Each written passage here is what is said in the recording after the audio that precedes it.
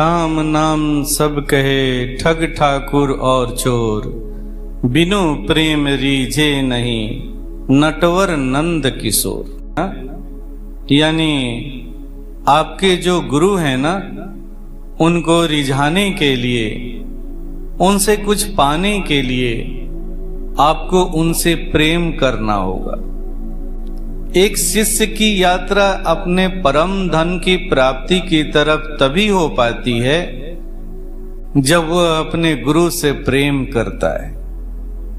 अक्सर शिष्य समझता है कि वही सब कुछ कर रहा है, परंतु शिष्य के अंदर यह दम कहाँ है कि वह स्वयं अपने विचारों को हटा सके, अपने दंभ को मिटा सके, अपनी ईर्ष्या को समाप्त कर सके। एक शिष्य चाहकर के भी अपने तृष्णा को मिटा नहीं सकता। हाँ, जिस दिन गुरु चाह लेता है उस दिन शिष्य के सारे अवगुण मिट जाते हैं। फिर वो शिष्य उस योग्य बन जाता है जहां परमात्मा उससे मिलने के लिए तड़प उठता है। जैसे ही शिष्य गुरु द्वारा बताई गई साधना को करता है, वह निर्मल होते चला जाता है। निर्मल होते ही एक घटना घटती है जिसके बारे में कबीर साहब कहते हैं, मन निर्मल भया जैसे गंग का नीर, हरि दौड़े पीछे पीछे कहत कबीर कबीर। कबीर साहब कहते हैं कि जब तक मैं अपने इस शरीर को एक तपस्वी का शरीर समझा करता था तब तक कुछ भी नहीं हुआ, पर जैसे ही थक हार करके मैंने अपने आप को गुरु के चरणों में सुपुर्द कर दिया, मेरा सब कुछ बदल गया। आज वो परमात्मा मेरे पीछे पीछे दौड़ने लगा है, मुझे हर पल हर क्षण ढूंढते रहता है, सभी से यही पूछता है कि कबीर खाया कि नहीं खाया, कबीर सोया कि नहीं सोया। यह सब कैसे हुआ? तो गुरु प्रेम की वजह से हुआ। लेकिन इस प्रेम की गली इतनी पतली है कि इसमें दो नहीं रह सकते। तभी तो कबीर साहब कहते हैं, जब मैं था तो गुरु नहीं, जब गुरु है तो मैं नाही, प्रेम गली अति साकरी, जामे दो न समाए।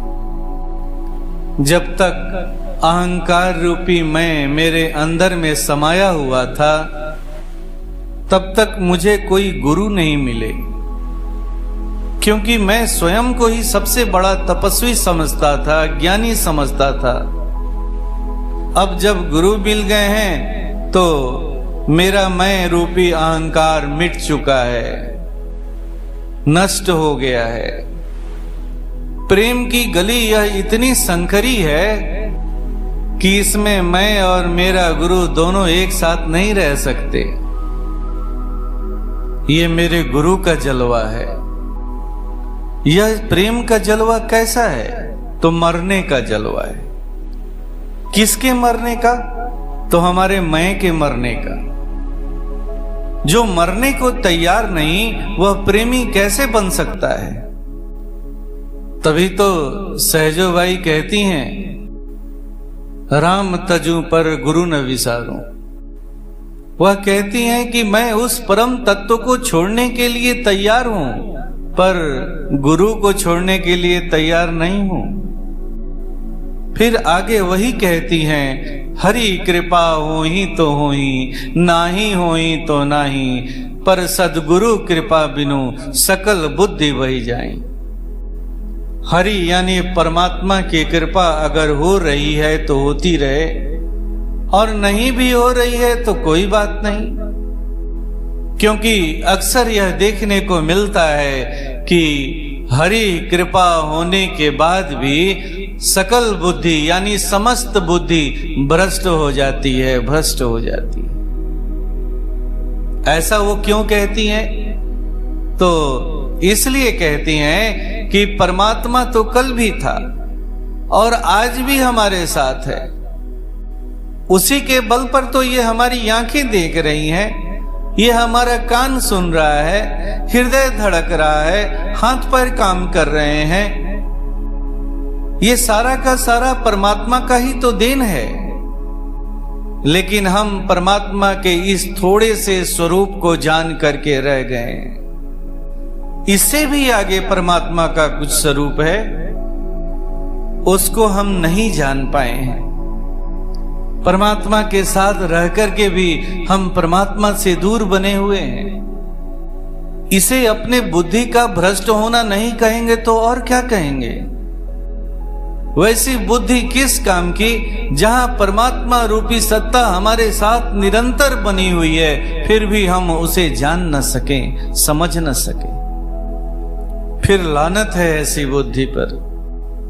फिर तो मैं उस गुरु की क्यों न खोज करूं जो परमात्मा के पूर्ण स्वरूप को जानता है। वह परमात्मा का पूर्ण स्वरूप को जानता ही नहीं है, बल्कि वही परमात्मा का पूर्ण स्वरूप भी है। फिर उसे क्यों नहीं पकड़ो। यह है सहजोबाई का गुरु प्रेम। जिस प्रकार से सूर्य के पूर्ण प्रकाश को ये हमारी आंखें डायरेक्ट नहीं देख सकती, उस पर ठहर नहीं सकती, ठीक ऐसे ही परमात्मा के प्रकाश को या उस परम तत्व के प्रकाश में हमारी बुद्धि ठहर नहीं सकती। सूर्य के पूर्ण प्रकाश का फायदा उठाने के लिए किसी न किसी माध्यम की आवश्यकता पड़ती है। ठीक ऐसे ही गुरु भी वही माध्यम है। सच कहा जाए तो गुरु के जीवन में आते ही परमात्मा के आने की पहली झलक मिल जाती है, उसकी झलक मिलनी शुरू हो जाती है। आइए चलते हैं एक प्रसंग की तरफ। इस प्रसंग को परम पूज्य गुरु महाराज साहब अक्सर रखा करते थे। इस प्रसंग को रखने का एक ही आशय था, देखो गुरु प्रेम कैसा होता है। एक बार भगवान नारद बहुत सारी जिज्ञासाओं को लेकर के मां रुक्मिणी के पास पहुंच गए। माता रुक्मिणी से पूछने लगे, माता भगवान तो आपको बहुत प्यार करते होंगे ना, आप जहां रहती हैं यहां पर कितना राज्य सुख है। राज सुख के साथ साथ ईश्वर सुख भी है। आपके पति कृष्ण तो परमेश्वर हैं, भगवान हैं, और आप तो उनकी पत्नी हैं। कितना बड़ा भाग्य है आपके साथ। आप राजरानी भी हैं, महल की मालकिन भी हैं, और ब्रह्म परमात्मा जो नर शरीर में आए हुए हैं उनकी अर्धांगिनी भी हैं। हे मां, आपको कितना प्यार मिलता होगा। नारद की बात सुनकर के रुक्मिणी जी कराहने लगी। बड़े दुखी स्वर में बोली, नहीं नारद, तुम जैसा सोचते हो वैसा कुछ भी नहीं है। सब कुछ मिले और पति का प्यार ही न मिले, ऐसे में तो राजमहल फीका लगता है। नारद थोड़ा सा चौंके। माता ऐसा क्या है जो आप समझती हैं कि भगवान आपको नहीं मानते हैं, नहीं प्यार करते हैं? मां रुक्मिणी ने कहा, एक कसौटी है मेरे पास नारद, जिस पर कसकर के जब मैं देखती हूं तो भगवान खरे नहीं उतरते। नारद ने कहा, मां वह कौन सी कसौटी है जिस पर आप परम ब्रह्म परमेश्वर को कसती हैं और वह उस पर खरे नहीं उतरते हैं? जहां तक मैं जानता हूं उनको तो कोई समझ ही नहीं सकता, उनको तो किसी कसौटी पर कसा ही नहीं जा सकता। फिर आपके पास कौन सी ऐसी कसौटी है? मां रुक्मिणी ने कहा, नारद जब भगवान जगे रहते हैं ना तो बड़ी हाव भाव दिखाते हैं। वो ऐसा व्यवहार करते हैं जैसे वो हमको बहुत मानते हो। ऐसा करो वैसा करो, वो बहुत प्यार देते हैं। अपने सारे अधिकार देते हैं, लेकिन नारद जब वो सो जाते हैं तो बड़बड़ाते हैं। जब मैं ध्यान से सुनती हूं तो पाती हूं कि उनके मुख से आवाज जो आ रही है ना, वो राधा के लिए आ रही है। नारद, इसका मतलब तो यही हुआ ना कि अंतःकरण में राधा बैठी हुई है। इसी से मुझे पता चलता है कि वह मुझसे प्यार नहीं करते। वह जो भी कुछ करते हैं वह दिखावे के रूप में करते हैं। परम पूज्य गुरु महाराज साहब कहते हैं कि सच्चाई भी यही है। जब बाहर और भीतर एक हो जाता है ना, तो व्यक्ति बाहर में जो करता है वही अंदर में भी करता है। हमारे हृदय ने जिसे स्वीकार कर लिया है, उसे निद्रा में भी वही दिखता है। जब बाहर और भीतर दोनों दो होते हैं तो बाहर कुछ और होता है और अंदर कुछ और दिखता है। यही कारण है कि भगवान कृष्ण का जो बाहरी व्यवहार है वो रुक्मिणी के लिए कुछ और है, और आंतरिक व्यवहार में राधा बैठी हुई है। अब नारद जी थोड़ा सा असमंजस में पड़ जाते हैं। मां रुक्मिणी के पास जब गए थे तो बड़ा ही खुश थे, कितना प्यार मिलता होगा इनको। राजसुख के साथ साथ ईश्वरीय प्रेम भी मिलता होगा, लेकिन यहां तो कुछ और ही सुनने को मिल रहा है। इस तरह से वे सोचते हुए भगवान कृष्ण के पास पहुंच गए। भगवान कृष्ण के पास पहुंच करके नारद जी ने प्रश्न किया, भगवान, आप मां रुक्मिणी को कम प्यार करते हैं, कम मानते हैं। भगवान कृष्ण ने नारद की बात सुनकर के अनसुनी कर दी। नारद जी की बात तो वो सुने थे, लेकिन ऐसा व्यवहार कर रहे थे जैसे उन्होंने नारद की बात सुनी ही ना हो। भगवान कृष्ण ने नारद से कहा, नारद, आज मेरे पेट में बड़े जोर की दर्द हो रही है। नारद जी ने कहा, भगवान, आपके पेट में दर्द? भगवान कृष्ण ने कहा, हाँ नारद, मेरे पेट में दर्द हो रहा है। नारद जी ने कहा, भगवान, उसकी दवा भी तो आपके पास ही होगी। बोलिए, दवा आपने कहां रखी है, कहां मिलेगी? अभी ला देता हूं। भगवान कृष्ण ने कहा, नारद, अगर भक्तों के चरणों की धूल मिल जाए तो इससे मेरे पेट का दर्द ठीक हो जाएगा। नारद जी ने कहा, प्रभु, भक्तों के चरणों की धूल मुझे मिलेगी कहां? भगवान कृष्ण ने कहा, भक्तों के पास मिलेगी। नारद ने कहा, इसमें कौन सी बड़ी बात है, अभी ला देता हूं।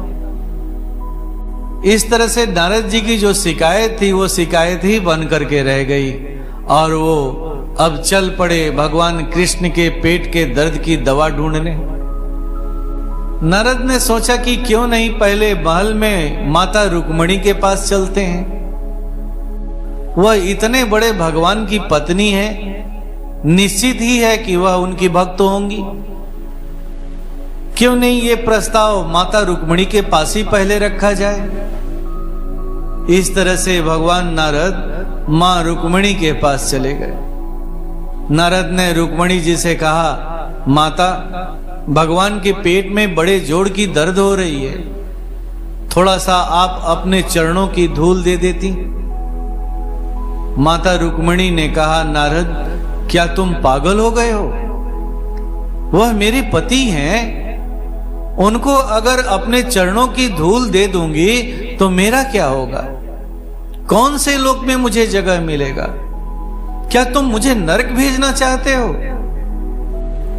ऐसी बात कह करके माता रुक्मिणी ने नारद जी को टाल दिया। अब नारद जी उन भक्तों की ओर चल पड़े जो भक्त अपने को भगवान का सबसे बड़ा भक्त होने का दावा किया करते थे। एक एक करके नारद सबसे मिलते गए, लेकिन सभी भक्तों ने एक ही बात कही, भगवान कृष्ण हमारे प्रभु हैं, लेकिन हम अपने चरणों की धूल उन्हें कैसे दे सकते हैं? अगर हम ऐसा करते हैं तो हमें जगह कहां मिलेगा? इस तरह से कोई भी अपने चरणों की धूल को देने के लिए तैयार नहीं हुआ। अब नारद जी थक हार करके पुनः भगवान कृष्ण के पास लौट आते हैं। नारद जी कहते हैं, भगवान आपने दवा तो बता दी पर दुकान नहीं बताया। मैं अपने स्तर से सारे दुकानों पर गया पर कोई भी दुकान ऐसा नहीं मिला जहां दवा मिलती दिख रही हो। हे प्रभु, अब आप ही वो दुकान भी बता दीजिए जहां से मैं इस दवा को लेकर के आ सकूं। भगवान कृष्ण ने कहा, नारद मैं दुकान भी जानता हूं, लेकिन शुरू में इसलिए नहीं बताया था कि तुम अपने स्तर से सारी दुकानों में इस दवा को पहले ढूंढ लो। आओ मैं तुम्हें एक दुकान बताता हूं। अब तुम बरसाने चले जाओ। बरसाने में बहुत सारी दुकानें हैं। जिस किसी भी दुकान में तुम पहुंचोगे वहां यह दवा मिल जाएगी। इतना सुनना था कि नारद जी बरसाने चल दिए। वरसाने राधा जी का गांव था। नारद जी जैसे ही वरसाने पहुंचे तुरंत हो हल्ला हो गया कि भगवान कृष्ण के नगरी द्वारिका से नारद जी आए हुए हैं।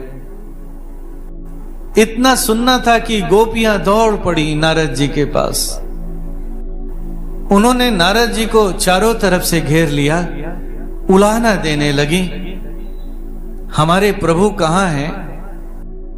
वो कितने बड़े छलिया हैं, कितने बड़े झूठे हैं, कितने बड़े धोखेबाज हैं। कह करके गए थे कि कल आ जाएंगे, परसों आ जाएंगे, लेकिन यहां तो वर्षों गुजर गए, वो नहीं आए। कहां हैं हमारे प्रभु? कैसे हैं हमारे प्रभु? एक से बढ़ करके एक शिकायतें सुनने को मिलने लगी। जब थोड़ी देर के बाद उनका गुस्सा ठंडा हुआ तो नारद जी ने कहा, भगवान के पेट में बड़ी जोड़ की दर्द हो रही है। उन्होंने कहा है, अगर कोई भी भक्त अपने चरणों की धूल दे देगा और जब मैं उस धूल को अपने माथे पर लगाऊंगा तो मेरे पेट का दर्द ठीक हो जाएगा। क्या आप में से कोई ऐसा है जो अपने चरणों की धूल दे सके? बस अभी नारद जी के मुंह से यह बात निकली ही थी कि राधा रानी ने अपने आंचल को फाड़ा और अपने चरणों की धूल उसमें बांध करके पोटली बना करके नारद जी के हाथों में थमा दिया। फिर उन्होंने कहा, नारद जी आप जल्दी से यहां से चले जाइए, हमारे प्रभु को दवा की जरूरत होगी।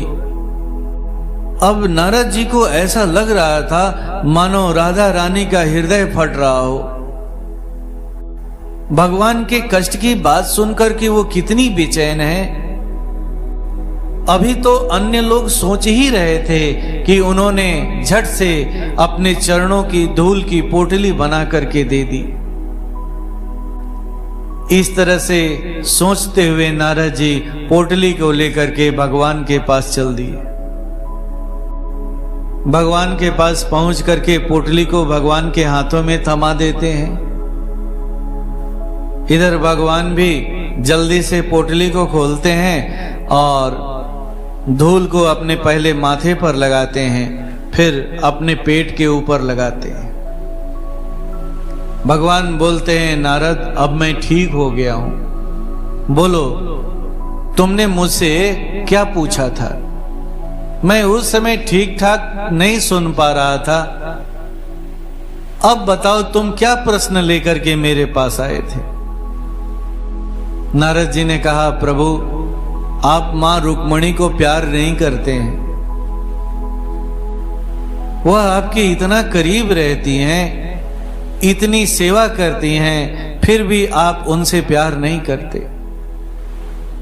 भगवान कृष्ण ने कहा, हाँ नारद, उनकी शिकायत जायज है। सचमुच हम लोग जिस डोर में बंधे हैं ना, जिसकी वजह से हमारे बीच जितना प्यार होना चाहिए था उतना नहीं है, आखिर में ये प्यार हो भी तो कैसे हो। उनको तो अपने नरक का भय लगा रहता है, उन्हें मेरे दर्द का भय कहां है। उन्हें तो अपने परलोक की ज्यादा चिंता है। बोलो नारद, ऐसे में प्रेम कैसे हो सकता है। उनके साथ जो प्रेम है वह सचमुच एक स्वार्थ का प्रेम है। उनके साथ जुड़ी हुई सारी चीजें स्वार्थ से जुड़ी हुई हैं। स्वार्थ सही प्रेम नहीं होने देता है। फिर आगे भगवान कृष्ण ने समझाते हुए कहा, नारद, भक्त लोग प्रेम करने का दावा तो करते हैं, लेकिन अपने स्वार्थ को गलाने की साधना नहीं करते। रुक्मणी जी तो दावा करती हैं कि वह हमारी पत्नी है, मेरी सारी मिल्कियत की वो मालकिन है, लेकिन ये दावा बाहरी दावा है नारद। प्रेम तो बाहर में होता ही नहीं है। बाहरी प्रेम में हमेशा कमी झलकती है। प्रेम तो अंतःकरण की चीज है। तभी तो कहा जाता है, जब दिल दिल से मिलता है, मुश्किल तो यह है कि बड़ी मुश्किल से मिलता है। फिर भगवान कृष्ण ने नारद से कहा, नारद, तुमने जहां से दवा लाई थी, क्या दवा देने वाले ने तनिक भी सोचा उसे नरक मिलेगा या स्वर्ग मिलेगा। नारद, जहां प्रेम होता है ना, वहां कोई नरक नहीं होता। प्रेम में तो हमेशा सुख और आनंद की धार आती रहती है। ये धार समुद्र के समान होती है। ये धार स्वार्थ और अभिमान को बहा ले जाती है, मिटा देती है। और यह तभी हो पाता है जब व्यक्ति बाहर से और अंदर से दोनों जगहों से एक हो जाए। बाहर और भीतर से एक होने के लिए साधना करनी पड़ती है, साधना। जहां पर पति और पत्नी का प्रेम होता है वहां शर्त होता है, लेकिन भगवान और भक्त के बीच में प्रेम के लिए कोई शर्त नहीं होता। पति और पत्नी के बीच में अगर पति अपने शर्त को पूरा नहीं करता है तो बात बिगड़ जाती है, या पत्नी अगर अपने शर्त को पूरा नहीं करती है तो भी बात बिगड़ जाती है। ये रिश्ते शर्त पर आधारित ही रिश्ते हैं, लेकिन जहां शर्त होता है वहां ईश्वरीय प्रेम नहीं होता। जब तक शर्त बना रहेगा दूरियां बनी रहेंगी। ऐसे में हर चीज अधूरा होगा, अधूरा होगा। फिर भगवान कृष्ण ने नारद जी को समझाते हुए कहा, नारद, जहां पर्दा है ना वहां मैं है, और जब तक मैं रहेगा तब तक निस्वार्थ प्रेम नहीं हो पाएगा। इधर मैं को भी त्यागना इतना आसान नहीं है। तुम अपने बेटे को त्याग सकते हो, अपने पिता को त्याग सकते हो, अपने धर्म को त्याग सकते हो, अपने सारे रिश्ते नातों को त्याग सकते हो, लेकिन मैं को त्यागना बड़ा ही मुश्किल है। आओ तुम्हें मैं बताता हूं कि इस मैं का निर्माण कैसे होता है। जब मैं के निर्माण का रहस्य समझ जाओगे तब हो सकता है मैं का त्यागना थोड़ा सरल हो जाए। मैं का निर्माण होता है लोभ से। लोभ दो तरह का होता है, एक धन का लोभ होता है, एक काम का लोभ होता है। जब धन का लोभ सिद्ध हो जाता है तो मोह का जन्म हो जाता है। जब लोभ सिद्ध नहीं होता है तो क्रोध का जन्म हो जाता है। ठीक ऐसे ही जब काम का लोभ का सिद्धि हो जाता है तो काम का मोह पैदा हो जाता है। जब काम के लोभ की सिद्धि नहीं होती है तो काम से संबंधित क्रोध पैदा हो जाता है। इस तरह से मैं का निर्माण होते रहता है। जैसे जैसे तुम एक एक करके इन्हें मिटाओगे नहीं, समर्पित नहीं करोगे, तब तक मैं कमजोर नहीं होगा। जब इन्हें एक एक करके चढ़ाते जाओगे, मिटाते जाओगे, तो मैं एक दिन कमजोर हो जाएगा और फिर आगे चल करके यही मैं तुम में बदल जाएगा। जब मैं रहेगा तो तुम नहीं रहेगा, जब मैं को चढ़ा दोगे तो तुम ही तुम रह जाएगा। जब तक इस हालत में नहीं आओगे तब तक निस्वार्थ प्रेम नहीं हो पाएगा, नहीं हो पाएगा। फिर आगे भगवान कृष्ण ने नारद को समझाते हुए कहा, नारद, अगर भक्त कहलाना चाहते हो, भक्त बनना चाहते हो, तो अपने मैं को त्यागना होगा। जब मैं नहीं रहेगा तभी शर्त भी हटेगा। अगर भक्ति करते हो तो दोनों साथ नहीं चलेंगे। एक रिश्ता रहेगा तो दूसरा रिश्ता समाप्त करना होगा। हे नारद, यही है प्रेम की कहानी, एक गुरु से प्रेम की कहानी।